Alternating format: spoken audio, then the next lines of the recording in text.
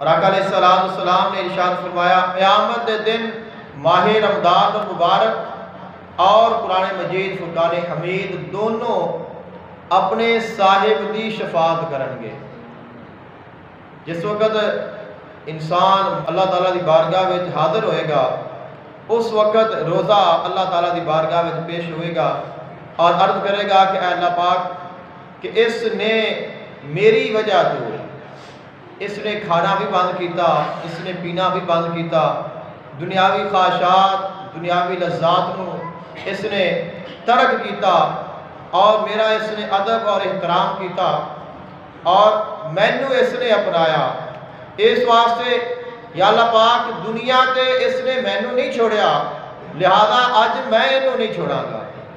تو اللہ تعالیٰ آقا علیہ السلام نے ارشاد فرمایا کہ اللہ تعالیٰ ارشاد فرمائے گا کہ اے روزے جا اس میں لے جا۔ تو روزہ جو ہے وہ اپنے صاحب دی شفاعت کرے گا اور روزہ دی شفاعت اللہ تعالیٰ قبول فرمائے گا، اور جو روزہ رکھن والا ہے اللہ تعالیٰ اس دی مغفرت فرمائے گا۔ اس طرح آقا علیہ السلام نے فرمایا کہ قرآن مجید فرقان حمید قیامت دے دن اپنے صاحب دی شفاعت کرے گا۔ جو قرآن مجید فرقان حمید نو پڑھتا ہے، جو قرآن مجید فرقان حمید دی تلاوت کرتا ہے اور قرآن مجید فرقان حمید اللہ تعالیٰ دی بارگاہ میں حاضر ہوئے گا کہ اے اللہ پاک اس نے میری تلاوت دی وجہ دے نال رات نو اپنی نیند نو ترک کیتا۔ ماہ رمضان المبارک دیاں راتاں نو قرآن پاک دی تلاوت کرنا اس کا بہت زیادہ اجر و ثواب ہے۔